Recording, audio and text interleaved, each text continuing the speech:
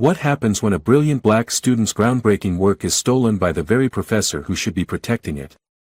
Your academic future could benefit tremendously from my advocacy, or suffer from my concern about your scholarly judgment. When Dr. Matthews discovers Amara studying alone at 2 a.m., he has no idea she possesses the intellectual framework that will shake the foundations of economic theory. But what begins as academic theft spirals into a battle that will transform both their lives forever. Will Amara sacrifice her truth for security, or risk everything to stand up against a system designed to silence her? This story of courage, betrayal, and ultimate redemption will change how you see power and justice in our institutions. Dear viewer, if you are watching my story for the first time, I humbly request you write the location from where you are watching right now, subscribe this channel and press the bell icon now not to miss the notifications of my daily published new stories. Thank you, and let's dive into the full story. The quiet hum of the library's fluorescent lights was the only sound accompanying Dr. William Matthews as he strode through the stacks at 2 a.m. 60 years old, with salt and pepper hair and wire-rimmed glasses that accentuated his stern expression, Matthews was Harvard's most decorated economics professor, and he made sure everyone knew it. Tonight was no different than most. Sleep eluded him as he worried about his upcoming presentation to the International Economics Forum. His theories needed refinement, and the library's solitude offered the perfect sanctuary. Security said no one else was here, he muttered, pausing as he spotted a dim light from a secluded corner in the economics section. Annoyed at the intrusion, he rounded the corner. There sat a young woman hunched over economics textbooks, papers meticulously arranged around her. She was completely absorbed, scribbling notes with intensity. Her dark skin contrasted with the white pages illuminated by her small desk lamp. The library's closing hours were 4 hours ago, Matthews announced sharply. The girl jumped, wincing visibly as she straightened. I have special permission, sir, she replied, voice steady despite her startled expression. The night guard knows I'm here. Matthews eyed her skeptically. I don't recall seeing you in any of my classes. I'm Amara Johnson, sir. I'm in Professor Foster's economic theory course, but I've attended several of your guest lectures. Matthews scanned the materials on her desk, advanced theories, complex calculations, and what appeared to be original research notes. His eyebrows rose slightly. Why study here at this ungodly hour? The dormitories have study areas. Amara hesitated. It's quieter here. I can focus better. Matthews noticed her shifting uncomfortably in her seat. His eyes narrowed on her well-worn textbooks, clearly secondhand, and the thermos of coffee that had likely gone cold hours ago. Those are Keynesian adaptive models you're working on, he observed. That's graduate-level work. Yes, sir. I find the standard models insufficient when applied to developing economies. Matthews scoffed. Bold statement from an undergraduate. Perhaps, Amara replied, meeting his gaze directly for the first time. But the data supports my hypothesis. Something in her eyes, determination, perhaps, or simple exhaustion, made Matthews pause. He glanced at her notes again. You've actually found a correlation issue in Thompson's latest paper, he said, surprise evident in his voice. The statistical significance breaks down when you isolate for market volatility, Amara explained, pointing to her calculations. His conclusions are built on shaky foundations. Matthews stared at her, reassessing. This was no ordinary student burning midnight oil. What's your background, Ms. Johnson? South Side Chicago. Public schools. Full scholarship to Harvard. Her answers came clipped, as if expecting judgment. Matthews nodded slowly. Carry on, then. Don't let me disturb your critique of published professors. As he walked away, Matthews couldn't shake the encounter from his mind. Who was this girl, challenging established economic theories at 2 a.m., alone in the library? More importantly, why hadn't he heard of her before? Amara Johnson had learned early in life that excellence was her only option. Growing up in a small apartment with her mother who worked 3 jobs to keep them afloat, she'd understood what it meant to make sacrifices. You've got to be twice as good to get half as far, her mother would say, brushing Amara's hair before school. Those words became her mantra through public school, where resources were scarce but her determination abundant. Amara's mind drifted to her high school economics class as she packed up her study materials. Ms. Caldwell had been Amara's first encounter with the prejudice that would follow her academic career. Economics requires logical thinking, Ms. Caldwell had announced to the class, her eyes fixing on Amara. Some students might find it challenging. Amara had proven her wrong, acing every test until the regional economics competition. That day remained vivid in her memory. She'd been so excited to present her analysis on community banking initiatives. You need to sit in the back row during presentations, Ms. Caldwell had instructed only her. When Amara questioned why, Ms. Caldwell had grown furious. Questioning my authority? Go to the principal's office. As Amara had turned to leave, Ms. Caldwell had grabbed her arm, spinning her around. Amara lost her balance, falling backward against a desk corner. The pain had been immediate and severe. No apology came. No acknowledgement of wrongdoing. Just a note in Amara's file about disruptive behavior, a note that had nearly cost her the Harvard scholarship. And the back pain had never fully disappeared. Ms. Johnson. You're still here. The night security guard, Mr. Washington, appeared around the corner, interrupting her memories.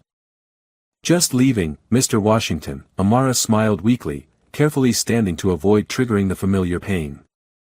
You push yourself too hard, young lady, he said kindly. Harvard's not going anywhere. But scholarships might, she replied, shouldering her heavy backpack with a slight grimace. Back in her dormitory room, Amara quietly entered to avoid waking her roommate, Rebecca. A quick glance at Rebecca's side of the room, designer clothes draped over expensive furniture her parents had purchased, highlighted the different worlds they inhabited within the same university. Amara carefully lowered herself onto her bed, placing a rolled towel beneath her lower back. Between classes, her 3 part-time jobs, and study time, sleep was a luxury she couldn't afford much of. Her phone buzzed with a text from her mother, "How's my brilliant girl doing?" Amara typed back, "Great, Mom. Making you proud." She didn't mention the increasing back pain, the struggles to find quiet study spaces, or today's encounter with the famous Dr. Matthews. Instead, she set her alarm for 5 a.m., just 3 hours away, and closed her eyes, mentally reviewing Keynesian models until sleep finally claimed her. The late-night encounter with Dr. Matthews troubled her though. Professors like him held immense power at Harvard. One word from him could either elevate or destroy her academic career. And men like Matthews rarely noticed students like her unless there was a problem. As she drifted to sleep, Amara wondered if her visible critique of Thompson's paper, a close colleague of Matthews, had been a strategic error. But there was no going back now. The truth was the truth, even when inconvenient. Dr. William Matthews prided himself on his judgment of character. 30 years at Harvard had honed his ability to identify exceptional students within minutes. Yet his encounter with Amara Johnson left him unsettled. Her analysis of Thompson's paper had been unerringly accurate. 3 days after their library encounter, Matthews found himself looking for her. He spotted her in the economics building courtyard, sitting alone on a stone bench rather than at one of the tables. She was reading intensely, seemingly oblivious to the social circles forming around her. "Ms. Johnson," he called, approaching her. Amara looked up, surprise flickering across her features before her expression became carefully neutral. "Dr. Matthews. Your critique of Thompson's paper has been occupying my thoughts," he said without preamble. "I'd like to discuss it further." Several nearby students turned to stare. Matthews rarely engaged with undergraduates outside his selective seminars. "I have class in 15 minutes, Professor," Amara replied. "Which one?" "Advanced Statistical Analysis with Professor Chen." Matthews checked his watch. "That gives us 14 minutes, then. Walk with me." Reluctantly, Amara gathered her materials. Matthews noticed she moved with careful deliberation, wincing slightly as she stood. "Are you injured, Ms. Johnson?" Old injury. Nothing serious. As they walked, Matthews observed her more carefully. Her clothes were simple but immaculate, her textbooks clearly second-hand but meticulously maintained. Nothing about her appearance suggested exceptional talent, which made her insights all the more intriguing to him. "You identified a fundamental flaw in Thompson's methodology," Matthews stated. "How?"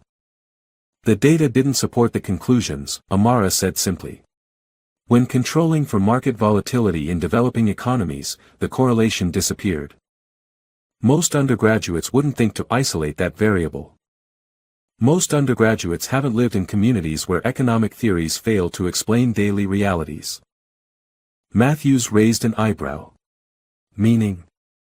"Meaning I grew up watching economists make pronouncements about communities like mine without understanding the actual mechanisms at work," Amara replied, her voice gaining confidence. "Thompson's paper assumes market rationality in environments where survival necessities override traditional economic incentives." "That's quite an assertion." "It's demonstrable with the right analytical framework," Amara countered. "Which I'd be happy to explain if you're interested." Matthews stopped walking, studying her. "Why Harvard, Ms. Johnson? With your background, surely there were more comfortable options." "I don't seek comfort, Professor. I seek excellence." "And you study at 2 a.m. because?" Amara met his gaze directly. "Because that's when I can. Between my 3 jobs and classes, late nights are my only option." 3 jobs. Matthews couldn't hide his surprise. His wealthier students complained about handling basic coursework. Library assistant, administrative support for the economics department, and weekend shifts at a cafe off campus, Amara listed matter-of-factly.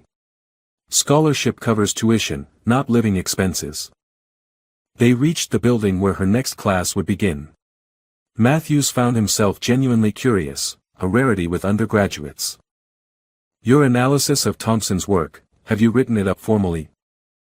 "I've started a draft," Amara admitted. "I'd like to see it when it's complete." Amara studied him skeptically. "May I ask why you're interested, Professor? Thompson is your colleague." "Truth transcends professional courtesy, Ms. Johnson. If there's a methodological flaw, it deserves examination. Even when the person identifying the flaw is an undergraduate who studies at odd hours." Matthews smiled thinly. "Especially then. Brilliance doesn't adhere to conventional schedules." As Amara turned to enter her classroom, Matthews added, "My advanced seminar meets Thursdays at 4 p.m. You should attend." "I work Thursday afternoons." "I'll speak with your supervisor in the economics department. This takes precedence." Without waiting for her response, Matthews turned and walked away, already mentally revising his impression of the young woman. Intriguing, certainly. Possibly brilliant. But students like Amara Johnson, from her background, with her constraints, rarely succeeded in Harvard's competitive environment. Still, her critique of Thompson's methodology was sound. That alone warranted further investigation.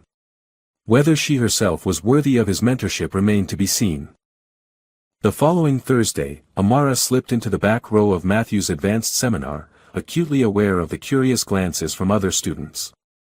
The room held only 15 seats, reserved for the department's most promising scholars, all of whom had GPAs and pedigrees that opened doors Amara had to force her way through.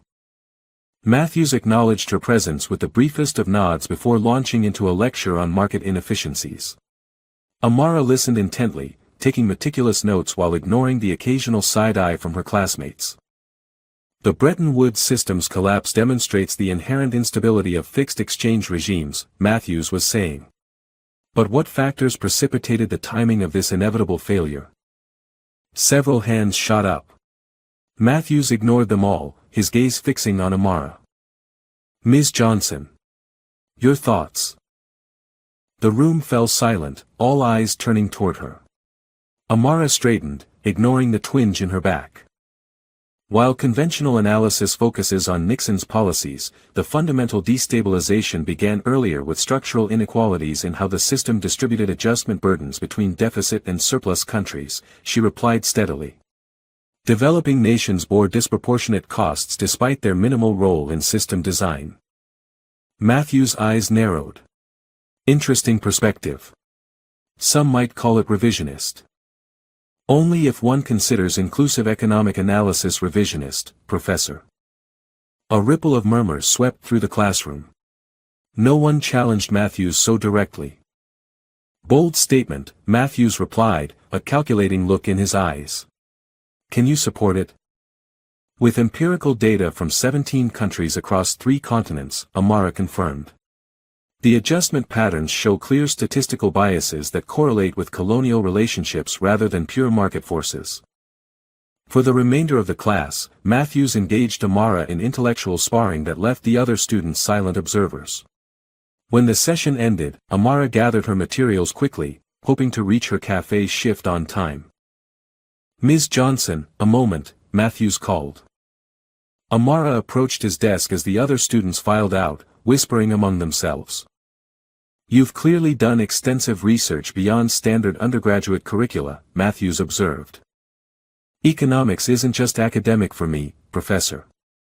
Matthews shuffled papers on his desk. I'm presenting research at the International Economics Forum next month. My assistant recently withdrew due to personal circumstances. The position could provide valuable experience. Amara blinked in surprise. You're offering me a position? I'm acknowledging potential, Matthews corrected. My work critiques traditional development models, an area where your perspective might prove useful. I'm honored, but my schedule would be adjusted. The department position would be reclassified as research assistants with higher compensation, reducing your need for multiple jobs. Amara hesitated. The opportunity was extraordinary, but Matthews' sudden interest felt suspect. May I review your research materials before deciding? Matthews raised an eyebrow. Most students would accept immediately. I'm not most students, Professor. I need to ensure the research aligns with my academic integrity. Integrity, Matthews repeated, something unreadable crossing his features. Very well. I'll have materials delivered to you by tomorrow. As Amara left, she overheard a conversation in the hallway. Can't believe Matthews is entertaining that scholarship case, a male voice said. Probably a diversity initiative, another replied. You know how the administration is pushing for more inclusivity. Amara kept walking, her expression unchanged despite the familiar sting of such comments. This wasn't her first encounter with prejudice, and working with Matthews would invite more scrutiny. But the research position would ease her financial strain and provide access to academic resources she desperately needed. More importantly, it would give her research legitimate visibility. That night, studying again in her secluded library spot, Amara considered Matthews' offer. Was it genuine recognition of her abilities, or did he have ulterior motives? The prestigious professor wasn't known for mentoring undergraduates, particularly ones without connections. Whatever his reasons, Amara decided, she would approach this opportunity with both determination and caution. The academic world had taught her that recognition never came without complications, especially for someone like her. The research materials Matthews provided were enlightening, not just for their academic content, but for what they revealed about the professor himself. His work showed brilliant analysis but a glaring blind spot. His economic models failed to account for systemic inequalities that Amara had witnessed firsthand. After a week of working with Matthews, Amara found herself in the economics department faculty lounge, reorganizing his presentation materials. She hadn't intended to eavesdrop, but the mention of her name captured her attention. Taking quite an interest in this Johnson girl, came the voice of Professor Reynolds, the department chair. She has an unusual perspective on developmental economics, Matthews replied. Raw talent that could be shaped. Unusual indeed, another voice, Professor Klein, interjected. Though one wonders if her critique of traditional models stems from academic insight or personal resentment. What do you mean? Matthews asked. Well, these scholarship students from challenging backgrounds often bring ideological biases to their analysis. They see exploitation where there's simply market efficiency. Amara froze, her hands tightening on the papers she held. Her analysis stands on methodological grounds, Matthews responded, though his tone lacked conviction. Of course, Reynolds said smoothly. Still, William, your association with her has raised eyebrows. The Thompson paper critique was particularly bold. He's quite upset. Thompson's methodology was flawed, Matthews said. Perhaps, Klein replied. But having an undergraduate, particularly one with her background, publicly questioning established research creates certain optics. I'm not concerned with optics, Matthews claimed. You should be, Reynolds countered. The International Forum Committee is watching. Your keynote could position you for department chair when I step down. A pause followed. I'm mentoring her because she shows promise, Matthews finally said. Nothing more. I certainly don't endorse all her perspectives. Just be careful, Reynolds warned. These diversity initiatives look good on paper, but they can complicate academic standards. The conversation shifted to other matters, but Amara had heard enough. She slipped out of the lounge, her face carefully composed despite the burning in her chest. That evening, Matthews found her in the research room they shared. Amara, I need your analysis of these market fluctuation patterns by tomorrow, he said, dropping a folder on her desk. Of course, Professor, she replied evenly. Will you be incorporating them into your critique of neoclassical equilibrium assumptions? Matthews paused. I'm considering a more moderate approach. More moderate than your draft thesis statement about fundamental flaws in traditional models. Academic presentations require strategic framing, Matthews said carefully. Even when that framing obscures demonstrable truth. Matthews studied her, something shifting in his expression. You were in the lounge earlier. Amara met his gaze steadily. Yes. Academic politics are complex, Ms. Johnson. Challenging established thinking requires tactical approach. Is that what you call defending your reputation at the expense of honest analysis? Matthews' expression hardened. You're an undergraduate with limited understanding of academic realities. Your role is to assist my research, not question my professional decisions. I understood my role was to pursue economic truth, Amara replied. My mistake. The tension between them remained unresolved as they continued working in silence. Matthews had shown his true colors, not the bold academic truth-seeker he claimed to be, but another career-minded professor unwilling to risk status for principles. Amara considered quitting, but the practical reality remained, she needed this position. Instead, she would complete her duties impeccably while pursuing her own research on the side. Matthews might choose compromise, but she refused to abandon her intellectual integrity, even if it meant working twice as hard. 2 weeks later, Amara sat alone in her dormitory, her roommate gone for the weekend to her parents' Hamptons estate. The solitude was a blessing as Amara worked through the night on her paper. Her critique of Thompson's methodology had evolved into a comprehensive alternative framework for analyzing developmental economics. Her back throbbed with familiar pain, forcing her to stand periodically. During one such break, her phone buzzed with a text from Jaden, a fellow scholarship student from the engineering department. Still alive, he wrote. Barely. This paper is consuming me. Matthews working you to death. Actually, this is my own project. Been developing it alongside his research. Bold move. He knows. Amara hesitated before responding, not yet. Want it polished first. The truth was more complicated.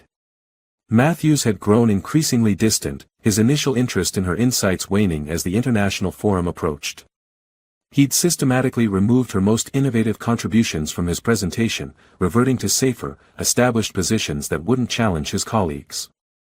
The following Monday, Amara arrived early at the research room to find Matthews already there, unusually agitated. Professor? Everything all right? Thompson's supporters are challenging my presentation slot, Matthews said, pacing. Claiming my research lacks originality and rigor. Amara set down her bag. Your original approach certainly had both. Matthews missed, or ignored, the implication. I need something compelling. Something that will silence critics without alienating the establishment. A difficult balance, Amara observed neutrally. Matthews ran a hand through his silver hair. I need to work uninterrupted today. Please handle the department correspondence and reorganize the reference materials. Of course. As Matthews left for a faculty meeting, Amara began the administrative tasks, efficiently clearing his backlog. When she finished early, she pulled out her own paper to review her latest revisions. She didn't hear Matthews return. What's this? His voice startled her. Amara turned to find him holding a printed draft of her paper. She'd left it in her folder beneath his correspondence. My independent research project, she replied calmly, though her heart raced.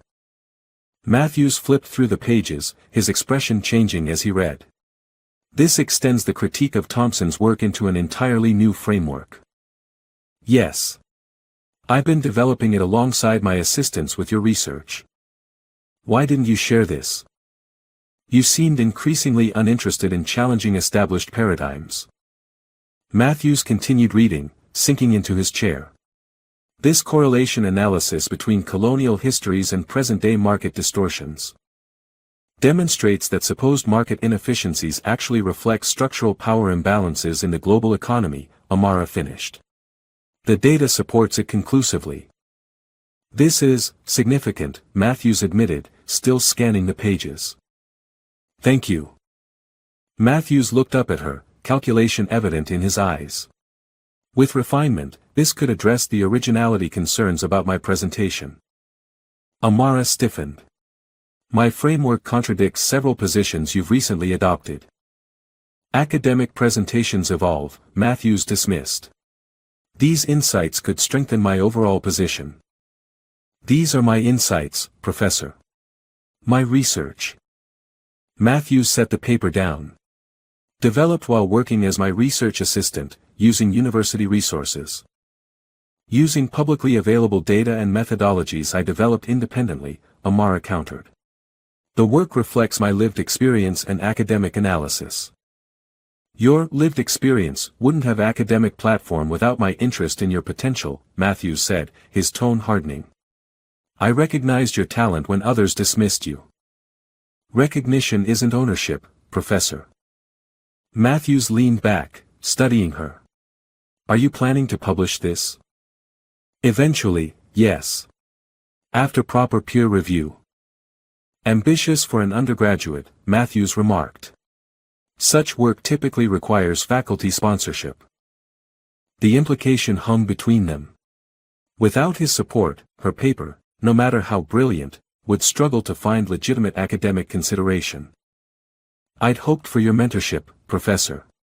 Not appropriation of my work. Matthews' expression cooled. I'm offering academic opportunity, Ms. Johnson.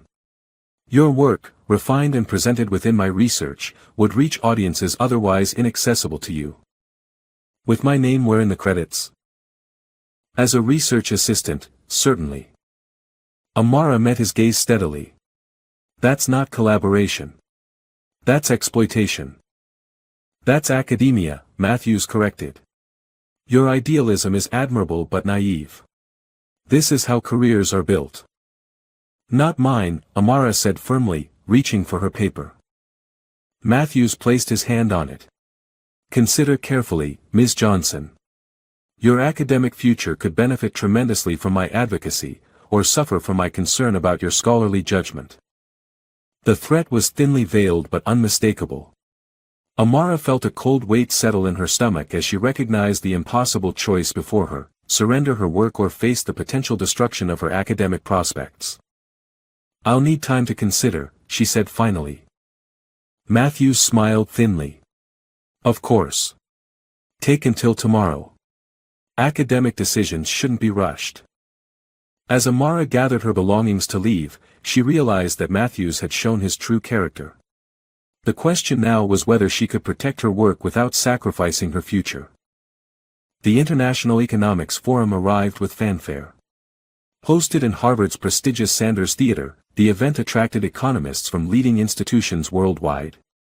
For Amara, watching from the back row, the anticipation was tinged with dread. She had neither agreed to Matthews' proposal nor explicitly refused it. Instead, she'd been strategically unavailable, buying time while securing a private copy of her complete research with timestamp verification through the university's digital repository. Matthews had seemed to drop the matter, but his cool demeanor toward her suggested otherwise. Now, as he approached the podium for his keynote address, Amara held her breath. The title displayed on the screen behind him sent a cold shock through her system, reconceptualizing development economics, colonial legacies and market inefficiencies. Her title. Her framework. Distinguished colleagues, Matthews began smoothly. Today I present a perspective that challenges our traditional understanding of developmental economics. What followed was a presentation that systematically laid out Amara's core thesis, her methodological framework, and her key insights, all presented as Matthews' original research. He had modified some terminology and rearranged the structure, but the intellectual architecture was unmistakably hers. Beside her, Jaden whispered, "Isn't that?" "Yes," Amara replied, her voice barely audible. "It's my paper." As Matthews fielded questions from the audience, he received growing praise for his innovative approach and fresh perspective. One senior economist called it the most original framework I've encountered in a decade. When the session ended to enthusiastic applause, Amara remained seated, numb with shock and betrayal. Jaden squeezed her hand in silent support. "You need to confront him," he urged. "And say what?" "My word against Harvard's star professor." Nevertheless, Amara found herself waiting outside the green room as economists filed out, congratulating Matthews. When the crowd thinned, she approached him. "Impressive presentation, Professor," she said quietly. Matthews turned, his expression momentarily faltering before recovering. "Ah, Amara. Thank you for attending. I'm particularly impressed by your section on colonial power structures creating persistent market distortions.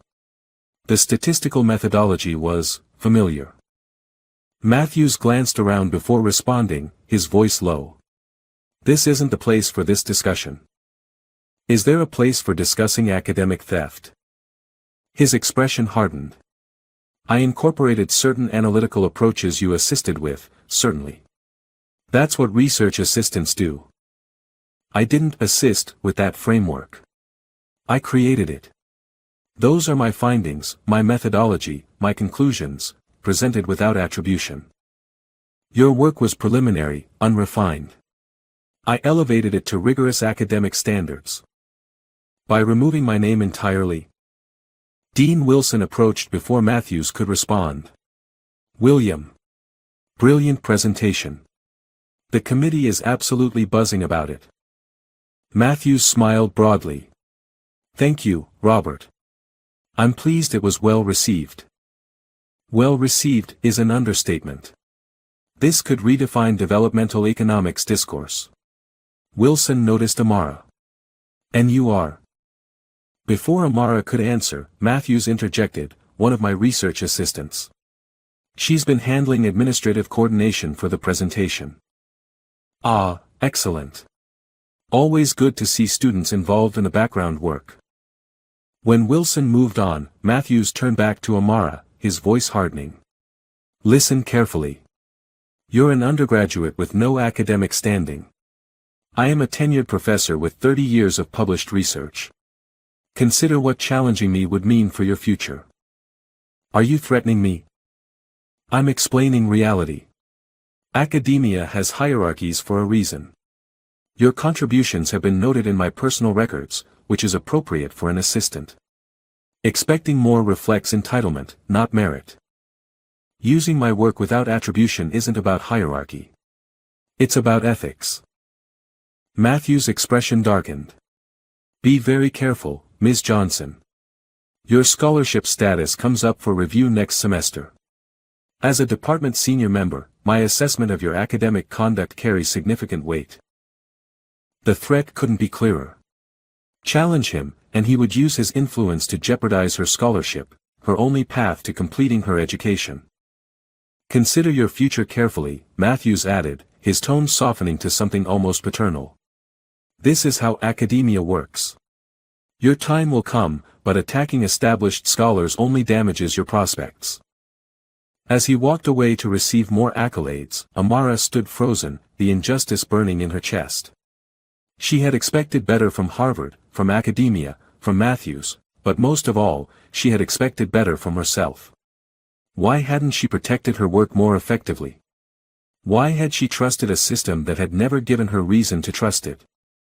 The bitter reality settled over her. This was not just about one paper or one presentation. This was about power, who had it, who didn't, and how easily it could be wielded against those trying to claim their rightful place. The week following Matthews' presentation became a blur of pain, both physical and emotional, for Amara. Her back condition, aggravated by stress and long hours hunched over research, deteriorated rapidly. Each day became an exercise in endurance as she forced herself through classes, work shifts, and solitary study sessions. The betrayal cut deeper than the academic theft. Matthews had recognized her brilliance only to exploit it, confirming her worst fears about academia's structural inequities. Her groundbreaking ideas were now attributed to a man who had done nothing but steal them. During her Wednesday shift at the cafe, the pain became unbearable. As she reached to fill a customer's order, a sharp spasm shot through her lower back, causing her to drop the cup. Coffee splashed across the counter as Amara clutched the edge for support, face contorted. Amara. Her manager rushed over. What's happening? I'm fine, she managed, though tears streamed down her face. Just a muscle cramp. This isn't a cramp. You need medical attention. Before she could protest, Jaden appeared. He'd been studying in the corner. I'm taking her to health services, he announced, supporting her weight as her legs threatened to buckle. At the University Health Center, Dr. Chen examined her with growing concern. How long have you been experiencing this level of pain? She asked. It's usually manageable, Amara replied evasively. That's not what I asked. The injury happened in high school. It's been bothering me more lately. Dr. Chen studied the X-rays with a frown. This shows evidence of an old compression injury to your lower vertebrae. It should have been treated properly years ago. There were complications with the documentation, Amara said quietly, remembering how Ms. Caldwell had denied causing the injury. Well, it's definitely deteriorated. The inflammation is pressing on your sciatic nerve. Dr. Chen's expression softened. Amara, you need proper treatment. Physical therapy at minimum, possibly more comprehensive intervention. I don't have time. Finals are coming, and I need to maintain my jobs too. If you continue like this, you risk permanent nerve damage, Dr. Chen interrupted. No degree is worth that. After prescribing anti-inflammatories and muscle relaxants, Dr. Chen issued a medical recommendation for reduced work hours and specialized seating accommodations, documentation Amara knew would complicate her carefully balanced life. Outside, Jaden waited. What's the verdict? Nothing serious, Amara lied. Just need some rest. Stop it, Jaden said firmly. Stop pretending everything's fine when it's not. You're back, Matthews, all of it, you can't handle this alone. As they walked slowly across campus, Amara finally broke down, telling Jaden everything, the old injury, Matthews' theft, the implicit threat to her scholarship. You need to fight back, Jaden insisted. Report him for academic misconduct. With what evidence? He modified enough of my work to claim it as inspiration rather than appropriation. It's my word against his. There must be documentation, earlier drafts, something. Even with evidence, who would believe an undergraduate accusing Harvard's star professor? Besides, he explicitly threatened my scholarship. So you'll just let him take credit for your work? That's not the Amara Johnson I know. They reached her dormitory, where Amara paused, looking at the imposing buildings around them, symbols of an institution that wasn't built for students like her. "Maybe I don't belong here," she whispered. "Maybe people like me are only welcome as tokens or stepping stones for people like Matthews." "That's the pain talking," Jaden said gently. "You belong here more than most. Your ideas are changing economic theory. Ideas that will never have my name on them." That night, alone in her room, Amara called her mother for the first time in weeks.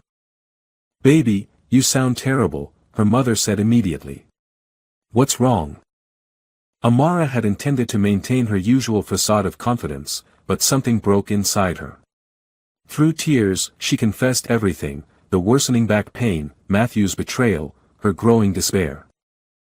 "I want to come home," she finished, her voice small. Her mother was silent for a long moment. "Amara Johnson, you listen to me. You have never run from a fight in your life, and you're not starting now. Mom, you don't understand. The system is rigged. He has all the power. Systems are designed by people and can be challenged by people. Your ancestors faced worse odds fighting for the right to sit in those classrooms at all. What if I lose my scholarship? We can't afford." "We'll figure it out," her mother cut in. "But I didn't raise you to let anyone steal what's yours, especially not your ideas." After the call, Amara lay awake, the medication barely dulling her physical pain while her mind raced. Her mother was right about fighting back, but the path forward remained unclear. Direct confrontation had failed. Institutional complaints seemed futile given Matthew's standing. She needed leverage, and allies. But in Harvard's hierarchical world, who would stand with a scholarship student against a tenured professor? As dawn broke, Amara made a decision. She would not withdraw, would not surrender. But neither would she fight alone. Somewhere in this institution, there had to be people who value truth and integrity over power and prestige. Her task now was to find them. Professor Diane Foster was everything Dr. Matthews was not. The only black female professor in Harvard's economics department, she had built her reputation through meticulous research and principled stands rather than political maneuvering. Her classes were rigorous but fair, her mentorship selective but transformative. Amara had admired her from afar but had never approached her directly, Professor Foster's formidable reputation making her seem unapproachable. Now, with options dwindling, Amara found herself outside Foster's office during posted office hours. "Enter," came the response to her hesitant knock. Professor Foster looked up from her computer, recognition flickering across her features. "Ms. Johnson. I was wondering when you'd find your way here." Surprised, Amara paused in the doorway. "You know who I am. I make it my business to know exceptional students, particularly those who share certain obstacles in academia." Foster gestured to a chair. "Please, sit. That back injury clearly needs proper support." Startled by Foster's perception, Amara carefully lowered herself into the ergonomic chair. "You've missed my last 2 lectures," Foster observed. "Unusual for someone with your academic commitment." "I've been dealing with some issues." "Yes, I imagine having your research appropriated by William Matthews would constitute issues." Amara stared in shock. "How did you?" "I was at the International Forum," Foster explained. "I've read your repository submissions. The parallels were unmistakable." "You've read my work." "As I said, I track exceptional talent." Foster leaned forward. "Matthews has built his career capitalizing on others' insights while maintaining plausible deniability. You're hardly his first victim, though perhaps his most blatant." Hope flickered in Amara for the first time in weeks. "Then you believe me?" "Belief implies doubt. This isn't a matter of belief, it's a matter of evidence." Foster picked up a folder from her desk. "Your digital repository entries are time-stamped weeks before Matthews' breakthrough. Your writing style is distinctive. And most damningly, Matthews has no previous work in this specific theoretical area." Amara's hands trembled slightly. "I tried confronting him directly. And he threatened your scholarship." Foster's expression hardened. Typical. When merit fails, power becomes the weapon of choice. What can I do? The department chair supports him. Reynolds is complicit in maintaining the status quo, yes. Foster studied Amara thoughtfully. Tell me honestly, what do you want from this situation? Amara considered carefully. Recognition for my work. Protection for my academic standing. And. She hesitated. And I want accountability. Not just for me, but for others he's done this to. Foster nodded, satisfaction evident in her expression. Good. Justice, not revenge. That's the foundation we need. You didn't think I'd let this pass, did you? Matthews has undermined departmental integrity for years. Your case provides the opportunity to address a systemic problem. For the first time in weeks, Amara felt the weight on her shoulders lighten slightly. What's our approach? First, documentation. We gather everything, your original work, development notes, correspondence with Matthews, medical records showing your back condition. Medical records? To establish why you study at unusual hours, why you avoid certain seating, and to counter any claim that you were somehow negligent in your duties, Foster explained pragmatically. Matthews will attack your character when he can't dispute the evidence. He'll say I'm playing the race card, Amara said quietly. He'll imply it while being careful not to state it explicitly, Foster corrected. That's why we focus exclusively on documented evidence of academic misconduct. Over the next week, Amara worked closely with Foster, compiling a comprehensive case file. The professor also connected her with medical resources for proper treatment of her back injury, including special accommodations for classes and exams. The university has resources they never advertise, Foster explained. Knowing they exist is half the battle. As they prepared to present their evidence to the ethics committee, Jaden provided crucial technological assistance, helping recover email exchanges and document edits that strengthened their case. The night before their scheduled hearing, Amara paced Foster's office nervously. What if it's not enough? Matthews is an institution here. Institutions are just structures maintained by collective agreement, Foster replied calmly. When enough people withdraw their consent, even the strongest structures falter. But do enough people care about academic integrity to challenge someone like Matthews? Foster considered her question seriously. Academia at its best is built on truth, not personality. Matthews has powerful allies, but he's violated the fundamental principle of our profession. That matters to more people than you might think. Amara wasn't convinced. He seemed confident that the hierarchy would protect him. Hierarchies protect themselves first, Foster pointed out. If Matthews becomes a liability rather than an asset, watch how quickly his allies distance themselves. As Amara prepared to leave, Foster added, remember, tomorrow isn't just about your paper or Matthews' misconduct. It's about whether Harvard lives up to its stated values or merely performs them. That's a lot of pressure. Pressure reveals character, Foster said simply. Yours, Matthews, and the institution's.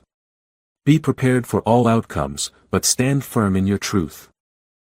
For the first time since Matthews had stolen her work, Amara felt something beyond anger and betrayal. With Foster's guidance and Jaden's support, she had transformed from victim to advocate, not just for herself, but for academic integrity itself. Tomorrow would determine whether that was enough. The ethics committee meeting room felt like a courtroom to Amara.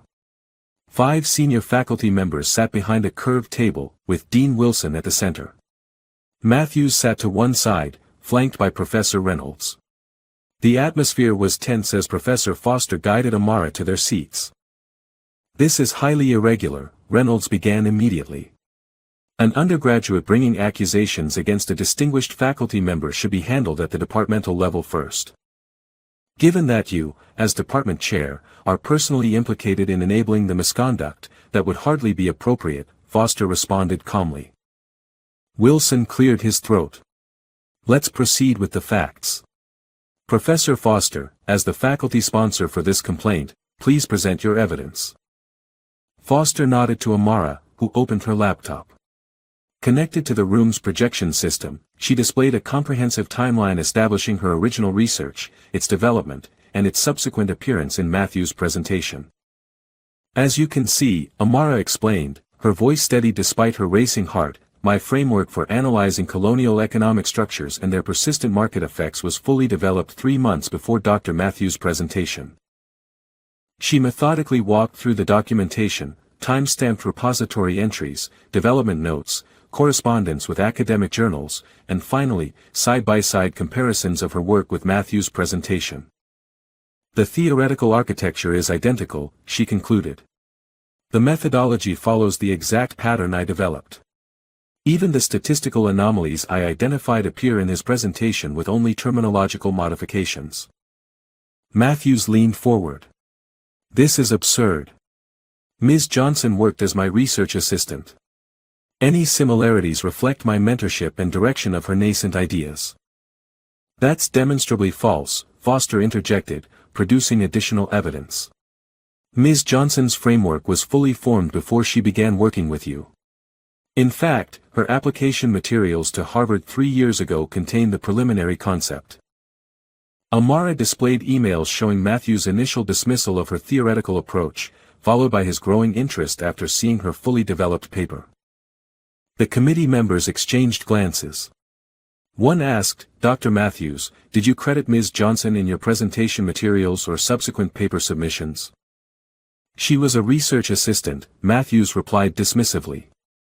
Her role was administrative support, not theoretical contribution. That contradicts your own emails, Foster noted, highlighting a message where Matthews specifically praised Amara's innovative theoretical framework before his attitude changed. As the evidence mounted, Matthews' composure began to crack. This is a coordinated attack on my reputation. Reynolds, you know my work. This undergraduate couldn't possibly have developed such a framework independently. Actually, a committee member interjected, Ms. Johnson's academic record shows exceptional capability. Her previous papers demonstrate consistent interest in this theoretical area. Reynolds attempted to shift the narrative. Even if Ms. Johnson contributed some ideas, the refinement and elevation to proper academic standards was clearly Dr. Matthews' work. Refinement? Amara couldn't contain herself. He changed terminology while keeping the entire structural analysis intact. That's not refinement, it's plagiarism with a thesaurus. The room fell silent at her bold statement. Matthews' face flushed with anger. This is the thanks I get for mentoring a scholarship student. For giving her opportunities no one else would. Opportunity? Amara countered. You threatened my scholarship when I questioned why my work appeared in your presentation without attribution. That's a serious allegation, Wilson said, frowning. Do you have evidence of this threat? Jaden stepped forward, playing an audio recording from Amara's phone where Matthews clearly stated that her scholarship status comes up for review, and that his assessment of academic conduct carries significant weight. Matthews stood abruptly. Recording conversations without consent is illegal. Massachusetts is a one-party consent state, Foster replied calmly. An intimidation of students is against university policy. The facade finally crumbled. Matthews slammed his hand on the table. Do you have any idea who you're dealing with? I've brought millions in research grants to this institution. I've published more peer-reviewed papers than anyone in this room. None of which entitles you to steal a student's work, Wilson stated firmly. Steal. This is ridiculous. She's playing you all, playing the victim card when she should be grateful for my attention. The room grew uncomfortably quiet as Matthews' words hung in the air. And there it is, Foster said softly. The truth behind the academic veneer. Matthews realized his error too late. Looking around at the committee members' faces, he saw what Amara saw, the mask had slipped, revealing the prejudice beneath his prestigious exterior. I've dedicated my life to this institution, Matthews said, his voice subdued but bitter. My reputation is beyond reproach. Was beyond reproach, Wilson corrected. This evidence is compelling, William. The committee will deliberate, but I must ask you to leave campus pending our decision. You can't be serious. Over a dispute with an undergraduate? Over documented academic misconduct, Wilson replied firmly. The university's reputation depends on maintaining intellectual integrity. As Matthews was escorted out, Amara sat in stunned silence. She had expected resistance, dismissal, even hostility, but not this clear validation. Reynolds lingered, approaching Amara and Foster. This isn't over. The department has processes, traditions like protecting plagiarists. Foster challenged. Those traditions are exactly what need changing, Robert. After Reynolds departed, Wilson turned to Amara. Ms. Johnson, I owe you an apology. This should never have happened. It happens more often than you realize, Amara replied. I'm just fortunate to have had Professor Foster's support. We'll need your complete paper for proper attribution, Wilson said. The Ethics Committee will formally recommend that all publications and presentations based on your work be corrected to reflect your authorship. As they left the meeting, Amara's legs nearly buckled, partly from relief, partly from the emotional toll of the confrontation. Steady, Foster said, supporting her. The hardest part is over. What happens now? Amara asked. Now we ensure your work receives the recognition it deserves. And perhaps more importantly, we use this moment to address the systemic issues it exposed. For the first time in weeks, Amara allowed herself to hope that justice might actually be possible, not just for her, but for others who had been silenced by academic hierarchies built to exclude them. The weeks following the Ethics Committee hearing transformed Harvard's economics department. Matthews was placed on administrative leave pending a full investigation, which quickly expanded to include other instances of questionable attribution throughout his career. For Amara, vindication came with unexpected challenges. Some students and faculty viewed her as a troublemaker who had taken down a renowned professor. Others quietly thanked her for having the courage to stand up against academic misconduct. You've become a symbol, Foster observed during one of their regular meetings. People project their own hopes and fears onto you. I never wanted to be a symbol, Amara replied. I just wanted my work recognized. The two aren't separable in this context. Your individual case exposed institutional failings. Meanwhile, proper medical treatment for Amara's back began showing results. Regular physical therapy and appropriate accommodations reduced her pain significantly, allowing her to focus properly on her studies for the first time in years. One afternoon, as Amara worked in the library, no longer relegated to late-night hours, she was surprised by a familiar yet unexpected figure approaching her table. Dr. Matthews looked markedly different. The confident swagger was gone, replaced by a hesitant demeanor. His appearance was disheveled, his expression haggard. Ms. Johnson, he said quietly. May I speak with you briefly? Amara tensed but nodded toward the chair across from her. I've been doing a lot of thinking, Matthews began, his voice lacking its former authority. About my actions, my career, the choices I've made. And? Amara prompted when he paused. And I owe you an apology. A genuine one, not the performative statement the university's lawyers prepared. Matthews met her gaze directly. I stole your work. I threatened your academic standing. I behaved inexcusably. Amara studied him, searching for signs of manipulation. Why are you telling me this now? Because the investigation revealed a pattern I couldn't deny, not to the university and not to myself. Matthews looked down at his hands. I've built a career partly on appropriating others' insights while convincing myself I was simply developing raw material. Others like me? Students from underrepresented backgrounds, primarily. Those with brilliant ideas but limited academic power. Shame crossed his features. I told myself I was providing opportunity while taking credit where it wasn't due. The admission stunned Amara. She had expected denial or minimization, not confession. The Ethics Committee is requiring me to undergo extensive mentorship training and ethical recertification, Matthews continued. But those are external consequences. The internal reckoning has been profound. What do you want from me, Professor? Forgiveness? No, Matthews replied, surprising her again. Forgiveness would be premature and self-serving. I want to make amends, concrete, meaningful amends. He placed a file on the table. This contains formal documentation acknowledging your authorship of the theoretical framework I presented. I've submitted retractions to all journals where I submitted derivatives of your work. And I've established a fund for independent research by underrepresented students, administered by Professor Foster to ensure proper governance. Amara opened the file, verifying the documents. This is unexpected.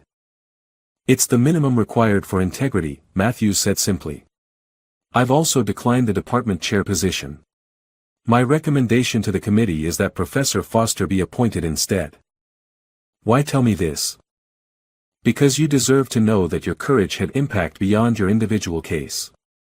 Matthews stood to leave, then hesitated. Your original framework is brilliant, Ms. Johnson. In trying to claim it as my own, I betrayed not just you but the fundamental principles of academic inquiry. That clarity has been painful but necessary. As he turned to go, Amara spoke. Professor Matthews. He paused. Change requires more than recognition of past wrongs. It requires ongoing commitment to doing better. Matthews nodded slowly. Yes. That's the harder path I'm attempting to walk now. After he left, Amara sat reflecting on the encounter. Matthews' transformation seemed genuine, though whether it would last remained uncertain. What mattered more was the institutional changes catalyzed by her stand against injustice. That evening, she met with Professor Foster, who confirmed Matthews' account. The department chair nomination came as a surprise, Foster admitted. If appointed, I'd be the first black woman to hold the position. They'd be fortunate to have you, Amara said sincerely. This creates the possibility for structural changes, Foster continued. Revised attribution policies, mentorship guidelines with actual accountability, support systems for students facing discrimination. Will it be enough? Foster considered the question seriously. Institutional change is never complete, only ongoing. But creating spaces where brilliance is recognized regardless of its source. That's worth fighting for. As Amara left Foster's office, she realized that her pursuit of individual justice had evolved into something larger, a commitment to transforming academic spaces for those who would follow. The path forward remained challenging, but for the first time, she could see its possibility clearly. 6 months later, Amara stood at the podium of the International Economics Forum, the same venue where Matthews had presented her stolen work. Now, she was the presenter, her name prominently displayed beside her framework's title. The audience included familiar faces, Professor Foster, now serving as department chair, Jaden, who had become a vocal advocate for academic integrity, and surprisingly, Dr. Matthews, seated quietly in the back row. Economic theory has traditionally viewed market inefficiencies in developing nations through a limited lens, Amara began confidently. My research demonstrates how colonial power structures created persistent economic patterns that standard models fail to capture. As she presented her work in its complete form, Amara noted the engaged expressions, the thoughtful questions, the respect accorded to her ideas. No one questioned her right to be there or the validity of her insights. Following her presentation, senior economists approached with genuine interest in collaboration. Academic journals requested submission of her full research. A prominent academic press proposed developing her framework into a book. Quite a different reception than last time, Foster observed, joining her as the crowd thinned. The content is the same, Amara noted. Only the institutional context has changed. And that makes all the difference, Foster replied. Your case created ripples throughout academia. 3 other universities have implemented new attribution policies specifically citing the Matthews incident. Dr. Matthews approached hesitantly. Ms. Johnson. Dr. Foster. Extraordinary presentation today. Thank you, Amara replied neutrally.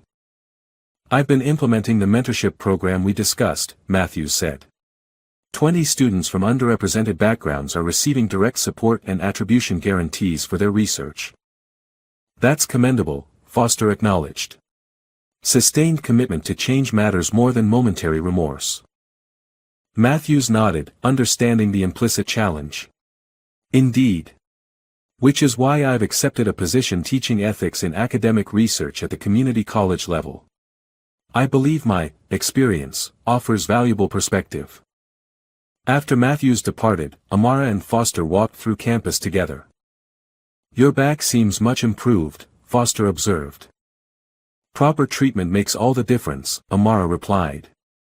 The university's accessibility services finally provided appropriate accommodations once they couldn't ignore the documentation. Another system that required pressure to function as intended. They paused by the library where Amara had spent countless late nights studying alone. I received the graduate fellowship offer from Princeton, Amara said. Full funding, research support, and guaranteed attribution protocols. You'll accept? Yes. There's important work to be done building on my framework. Foster smiled with genuine pride. Harvard's loss is Princeton's gain. Though your legacy here remains powerful. That legacy included the Johnson Protocols, new departmental policies ensuring research attribution across power differentials, accommodations for students with disabilities, and protection for those reporting academic misconduct. I never intended to create institutional change, Amara reflected. I just wanted recognition for my work. The personal is structural, Foster replied. Individual acts of courage become catalysts when they expose systemic failings. That evening, Amara called her mother with the news of her successful presentation and fellowship offer. I always knew you'd make it, her mother said, voice thick with emotion. Not just surviving that place but transforming it. I had help, Amara acknowledged, thinking of Foster, Jaden, and others who had stood with her. Of course you did. Change never happens in isolation. But it needed your spark, your refusal to accept injustice as normal. As Amara prepared for her new journey, she reflected on the path that had brought her here, from late-night study sessions hiding from pain to standing proudly before the academic community, her brilliance recognized and respected. The system remained imperfect, still structured to advantage some over others. But her experience had proven that determined individuals, working collectively, could create spaces for truth and justice even within flawed institutions. For a girl who once studied alone at 2 a.m., afraid to claim her rightful place, that realization was perhaps the most valuable lesson of all, one she would carry forward, transforming not just economic theory but the academic world itself, one challenge at a time. The Harvard professor who found her that night had indeed changed both their lives, though in ways neither could have imagined. What began as exploitation had become transformation, what started as injustice had catalyzed change, proving that sometimes, confronting the hardest truths leads to the most profound growth. Dear friend, the voices that transform our world often begin in the shadows, studying alone when others have the privilege of rest. True progress happens when we recognize brilliance regardless of its source and stand against systems that silence those without power. This story reminds us that courage isn't just about individual triumph, it's about creating spaces where everyone's contributions are valued and protected. When we witness injustice, silence is never the answer. Your support helps us continue sharing these important stories of transformation and hope. If this journey touched your heart, please like this video and subscribe to our channel.